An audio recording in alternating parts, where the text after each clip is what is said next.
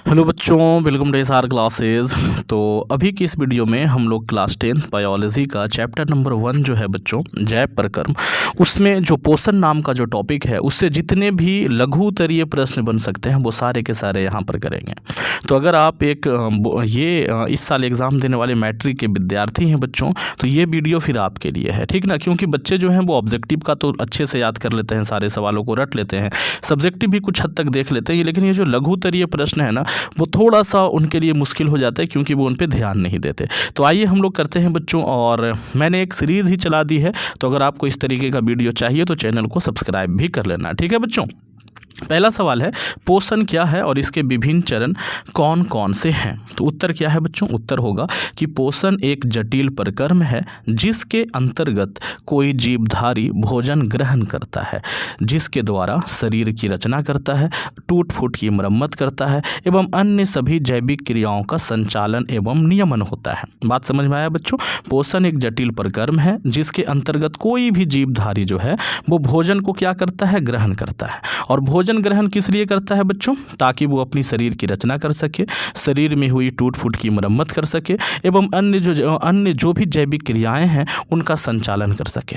अच्छा जी, तो इसके चरण कौन से हैं बच्चों, तो चरण है इसके अंतर्ग्रहण, ठीक, भोजन को अंदर लेना, फिर उसको पचाना यानी कि पाचन, फिर अगर वो पच जाए तो उसमें जो पोषक तत्व है उसका अवशोषण करना, फिर स्वांगीकरण करना और फिर उसे बाहर निकाल देना यानी कि बहिष्करण करना। ठीक है बच्चों, तो उम्मीद करता हूँ कि ये पहला सवाल आप लोगों को बढ़िया से समझ में आ गया होगा।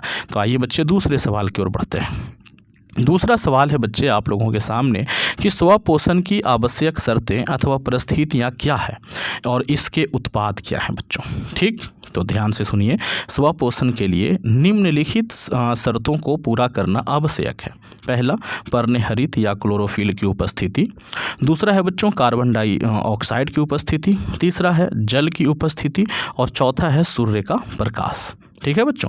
अब थोड़ा सा इसके बारे में क्या लिखेंगे कि पर्णहरित या क्लोरोफिल सूर्य से विकिरण ऊर्जा को अवशोषित करते हैं, जिसके द्वारा कार्बन डाइऑक्साइड एवं जल का स्थिरीकरण कर अपने भोजन यानी कि कार्बोहाइड्रेट का निर्माण करते हैं और उत्पाद के रूप में ग्लूकोज एवं ऑक्सीजन प्राप्त होता है। ग्लूकोज अंततः स्टार्च में बदल जाता है। ये ऑब्जेक्टिव का सवाल है बच्चों कि ग्लूकोज किस में बदल जाता है, तो स्टार्च में बदल जाता है। ठीक है बच्चों, और ये रहा वो अभिक्रिया जो आपने लिख देना है। ये अभिक्रिया आपको वैसे भी याद रखना है क्योंकि ये ऑब्जेक्टिव में भी कई बार पूछा जाता है बच्चों। ओके, चलिए, तो उम्मीद करता हूँ कि ये दूसरा सवाल भी आप लोगों को समझ में आ गया होगा। अब आइए तीसरे सवाल की ओर बढ़ते हैं बच्चे। तीसरा सवाल है आपके सामने कि परपोषण या विषमपोषी पोषण किसे कहते हैं और ये कितने प्रकार के होते हैं।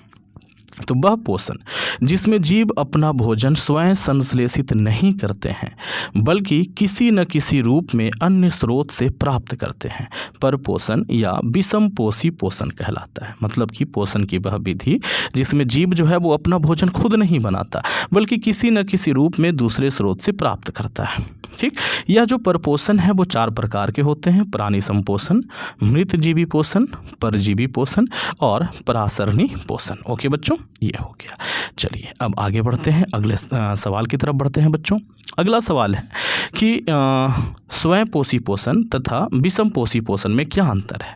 ठीक, तो अंतर जब भी लिखना होगा तो इस तरीके से अपने कॉपी को 2 हिस्से में बांट लेना है बच्चों। अगर हम बात करें स्वयं पोषी पोषण का तो ये हरे पौधों में पाया जाता है और ये पोषण किसमें, कीटों में तथा जंतुओं में पाया जाता है। यह कार्बन डाइऑक्साइड व जल द्वारा सूर्य के प्रकाश व क्लोरोफिल की उपस्थिति में कार्बोहाइड्रेट और ऑक्सीजन का निर्माण करता है। इसमें जो होता है वो हमने लिख दिया। और इसमें क्या है बच्चों, यह अपने भोजन के लिए पौधों तथा शाकाहारी प्राणियों पर निर्भर रहते हैं। ठीक ना, ये भोजन के लिए कितने चीज़ों पर निर्भर है, 4 चीज़ों पर, और ये पौधों पर है या तो शाकाहारी प्राणियों पर है।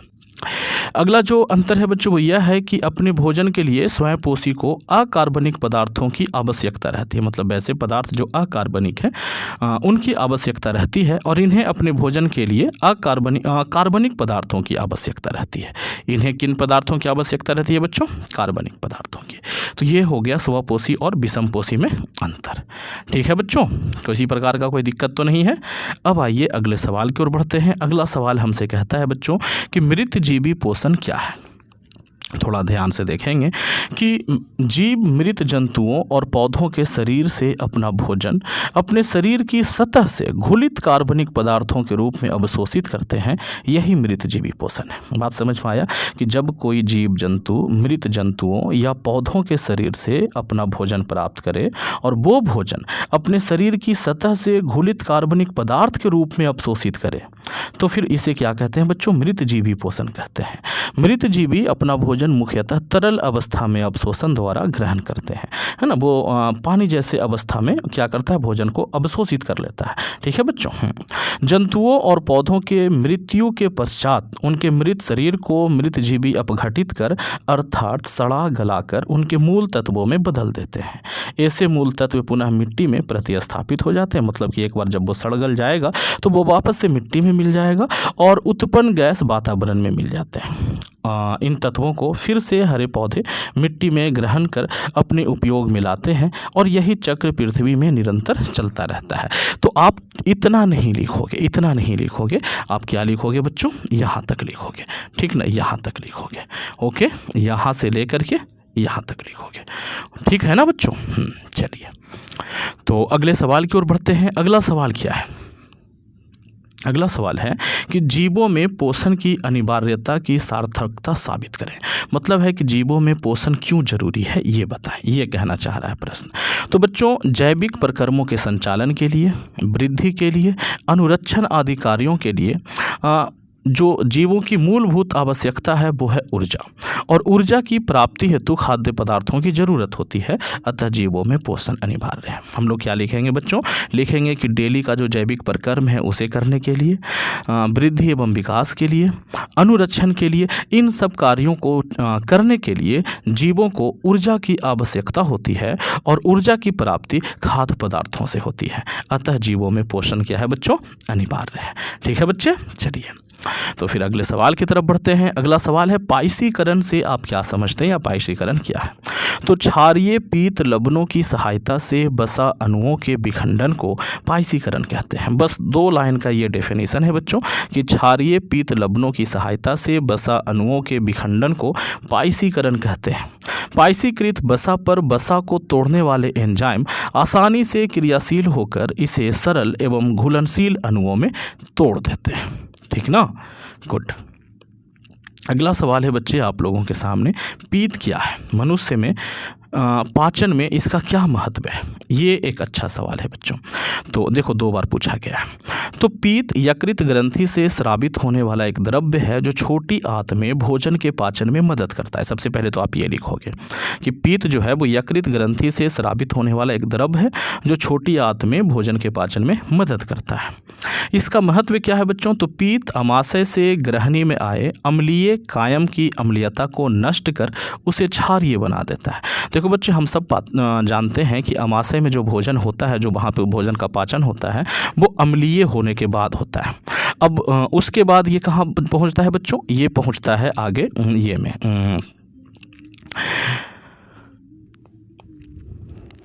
ये ग्रहणी में पहुंचता है। ठीक है बच्चों। अब ग्रहणी में ना उसे क्षारीय माध्यम चाहिए, है ना। भोजन क्षारीय होगा तभी वहाँ पर पाचन की क्रिया होगी। तो क्षारीय बनाने का काम कौन करता है बच्चों? पीत रस करता है। ठीक ना। तो वही लिखा हुआ है ताकि अग्न्याशयी रस जो है उनके एंजाइम उस पर क्रिया कर सके। अच्छा, दूसरा काम क्या करता है कि पीत भोजन में वसा के बड़े कणों को सूक्ष्म कणों में तोड़ने में मदद करता है ताकि लाइपेज एंजाइम उस पर क्रिया कर सके और वसा अम्ल एवं ग्लिसरॉल में परिवर्तित कर सके। इस प्रकार वसा के पाचन में पीत का बड़ा महत्व है। ठीक ना। चलिए अगले सवाल की तरफ बढ़ते हैं बच्चों। अगला सवाल है कि पाचक एंजाइमों का क्या कार्य है? ठीक, तो ध्यान से सुनिएगा कि पाचक ग्रंथियों से उत्पन्न पाचक रस में पाचक एंजाइम उपस्थित होते हैं। पाचक ग्रंथि से जितने भी पाचक रस उत्पन्न होते हैं बच्चों, उन सभी में पाचक एंजाइम उपस्थित होते हैं। प्रत्येक ग्रंथि से विशिष्ट प्रकार का पाचक एंजाइम निकलता है जिसका अलग अलग कार्य होता है, यानी विशिष्ट कार्य होता है। पाचक एंजाइम भोजन के विभिन्न पोषक तत्वों के जटिल रूप से सरल रूप में परिवर्तित कर उसे घुलनशील बनाते हैं बच्चों। पाचक एंजाइम जो है वो भोजन में पाए जाने वाले जो विभिन्न पोषक तत्व हैं ना, जो कि जटिल रूप में होते हैं, उसे तोड़कर क्या करते हैं, सरल रूप में बदल देते हैं और उसे घुलनशील बना देते हैं। जैसे लार ग्रंथि सलाइब्री एमाइलेज टाइलिन कार्बोहाइड्रेट को ये देखो, ये जो लार ग्रंथि जो है वो सलाइब्री एमाइलेज टाइलिन कार्बोहाइड्रेट को माल्टोज शर्करा में बदल देता है। पेप्सिन जो है वो ये प्रोटीन को पेप्टोन में बदल देता है। ठीक, तो ये पेप्सिन क्या है बच्चों, ये पाचक एंजाइम है जो कि प्रोटीन जो कि काफ़ी क्या है बच्चे जटिल होता है उसे पेप्टोन में बदल देता है। ठीक, और जो ये आसान है, सरल है, ये पेप्टोन है ना बच्चों। चलिए अगला सवाल आपके सामने क्या कहता है बच्चों, ये PDF आपको मिल जाएगा, कहाँ मिलेगा मैं लास्ट में बता दूंगा, अभी बने रहिए आप लोग। अगला सवाल है कि हमारे आमाशय में अम्ल की क्या भूमिका है। तो पाचक रस आमाशय में जो है में HCl पाया जाता है जो निष्क्रिय पेप्सिनोजेन को सक्रिय पेप्सिन नामक एंजाइम में बदल देता है। देखो बच्चे, पाचक रस में ना HCl पाया जाता है और ये HCl करता क्या है, तो ये पेप्सिनोजेन एक होता है जो कि निष्क्रिय है बच्चों, उसे सक्रिय पेप्सिन नामक एंजाइम में बदल देता है। पेप्सिन भोजन के प्रोटीन पर कार्य कर उसे पेप्टोन में बदल देता है। तो HCl भोजन के साथ आने वाले बैक्टीरिया को नष्ट कर देता है। HCl का दूसरा कार्य क्या है, HCl जो है वो भोजन के साथ आने वाले बैक्टीरिया को भी नष्ट करता है। इसके अतिरिक्त गैस्ट्रिक लाइपेज एंजाइम भी पाचक रस में होता है जो वसा के आंशिक पाचन में मदद करता है। तो हम लोग कह सकते हैं बच्चों कि ये जो HCl है या तो जो अम्ल की भूमिका है वो बड़ा महत्वपूर्ण है। वो क्या करता है, निष्क्रिय पेप्सिनोजेन को सक्रिय पेप्सिन में बदलता है और दूसरा कार्य क्या करता है, भोजन के साथ आने वाले जो बैक्टीरिया है उसे नष्ट करने का कार्य करता है। आप चाहें तो इसे पॉइंट वाइज भी लिख सकते हैं। अगला सवाल है बच्चों कि मनुष्य में कितने प्रकार के दांत होते हैं, उनके नाम तथा कार्य लिखें। तो मनुष्य में 4 प्रकार के दांत होते हैं, कतरनक या तो इंसाइजर जिसे कहते हैं, भेदक जिसे कैनाइन भी कहा जाता है, अग्रचर्बनक ठीक ना जिसे प्रीमोलार कहते हैं, और चबरनक जिसे मोलार कहते हैं। ठीक है बच्चों, कर्तनक को काटने वाला दांत कहा जाता है, भेदक चीरने या फाड़ने वाला दांत होता है, अग्र चबरनक जो है एवं जो चबरनक है वो चबाने एवं पीसने वाला दांत कहलाता है। ठीक है बच्चों, अगला सवाल आप लोगों के सामने कि सजीवों के 4 लक्षण बताएं। तो ये तो कोई भी बता देगा कि सजीवों के 4 लक्षण है कि वो उनमें पोषण होता है, उनमें श्वसन होता है, प्रजनन होता है, वृद्धि एवं विकास होता है। अगला सवाल है बच्चों, दीर्घरोम क्या है। तो छोटी आंत की आंतरिक भित्ति पर उंगली जैसी एक संरचना पाई जाती है, उसे ही दीर्घरोम कहते हैं। इसका मुख्य कार्य भोजन का अवशोषण करना है। इसमें रुधिर वाहिकाओं की अधिकता होती है जो भोजन को अवशोषित करके शरीर की प्रत्येक कोशिका तक पहुंचाते हैं बच्चों। तो मेन जो है यहाँ तक लिखना है आपको, ठीक ना। चलिए तो अगले सवाल की तरफ बढ़ते हैं। अगला सवाल है कि क्या शाकाहारी एवं मांसाहारी जंतुओं में छोटी आंत की लंबाई में भिन्नता होती है और यदि हाँ तो क्यों होती है। तो हम लोग लिखेंगे बच्चों कि छोटी आंत की लंबाई भोजन के प्रकार पर निर्भर करती है। शाकाहारी जंतुओं में छोटी आंत की लंबाई अधिक होती है जिससे कि सेल्यूलोज का पाचन सही ढंग से हो सके। इसके विपरीत मांसाहारी जंतुओं में छोटी आंत की लंबाई छोटी होती है क्योंकि मांसाहारी भोजन का पाचन अपेक्षाकृत सरल होता है। मांसाहारियों भोजन जो है ना बच्चे, उसका पाचन थोड़ा आसान होता है। चलिए अगला सवाल है बच्चों कि जीवन के अनुरक्षण के लिए आप किन प्रकर्मों को आवश्यक मानेंगे। जीवन के अनुरक्षण के लिए कौन सा प्रकर्म आवश्यक है बच्चों। तो आप क्या कहोगे बच्चे कि पोषण होना चाहिए, श्वसन होना चाहिए, परिवहन होना चाहिए, उत्सर्जन होना चाहिए। इन सब ये सारी की सारी जो चीज़ें हैं वो बहुत ज़रूरी हैं। इनके अलावा सभी जीवधारी जो है उनमें जनन भी होना चाहिए ताकि उनकी जनसंख्या बनी रहे। ठीक है। अगला सवाल है बच्चों कि प्रकाश संश्लेषण के लिए आवश्यक कच्ची सामग्री पौधे कहाँ से प्राप्त करते हैं। तो प्रकाश संश्लेषण के लिए पौधे कच्ची सामग्री निम्नलिखित जगहों से प्राप्त करते हैं। कहाँ से प्राप्त करते हैं ये आपको अगले ये में मिलेगा। कार्बन डाइऑक्साइड की बात करें तो इसे वायुमंडल से प्राप्त किया जाता है।